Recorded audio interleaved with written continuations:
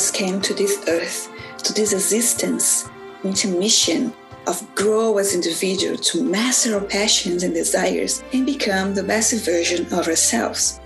Whatever you are in this path of self-development, growth, discovering, and evolution, this podcast is for you. Come and join me in this amazing adventure of becoming someone greater than we were yesterday. Welcome to the Path to Become podcast. I am your host, Patricia Berrier, and I'm honored to have your company in this journey.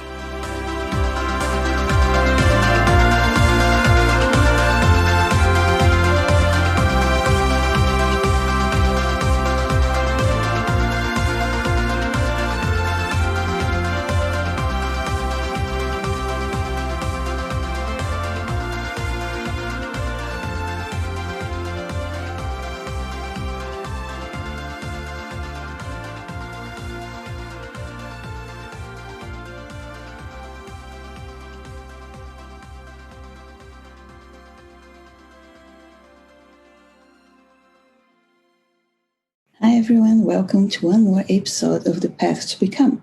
Here's your host, Patricia Berrier, and I want to talk to you today about how can we come from pain or distress in your relationships, in your family, to peace and joy.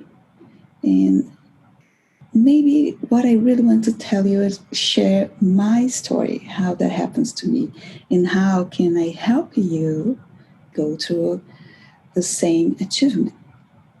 Okay, I learned a lot in my self-development process about how to go from this overwhelming distress, feeling that I'm not a good mother or I'm not a good wife. So if you listen to my first episode, you know what I'm talking about, and the struggle that I had with my daughter. So if you did not listen to the first episode, that's called my aha moment, let me give you a little recap. I was having a very difficult time to engage with my daughter after this birthday of my son. And she was being very jealous and resentful because mom and dad could not spend exactly the same amount of time, meaning 100% of the time, with her anymore. And I was also having postpartum depression. And for me, that situation was very stressful and hard. And connecting to her was being very difficult for me, let's say.